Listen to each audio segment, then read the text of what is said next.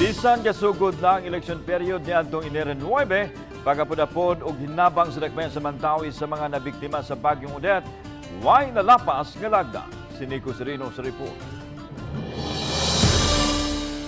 Sa Mandaue City Sports Complex, diin sentro sa relief operations sa dakbayan sa Mandaue, nagpadayon ang hinakutay sa Sinakong Bugas. Karong adlaw, 500 ka mga mulupyo sa barangay Basak, kansang mga panimay hingpit gyud nga naguba, nakadawat sa tag 25 kilos nga sakong bugas humay. Totally and severely ang kwan ana makadawat ana.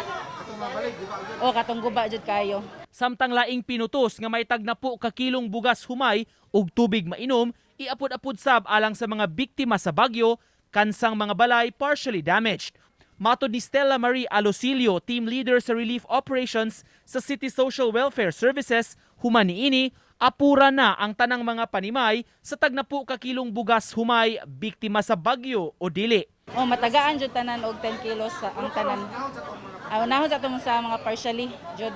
Gipasabot hinuon ni Attorney Ana Flor Gohilde, Mandaue City Election Officer, nga mamahimo pang makaapod-apod ang dakbayan ug mga ayuda sa mga biktima sa bagyo.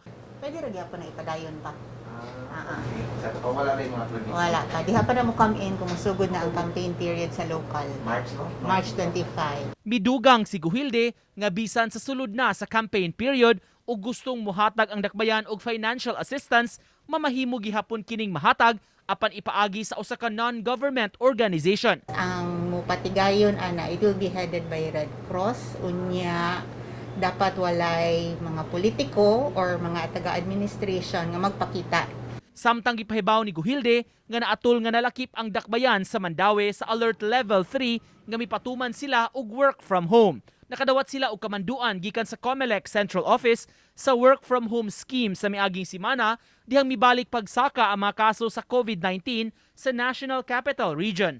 Uban ni Philip Patricio ug Rod Prado, Nico Sereno, Balitang Bisdak.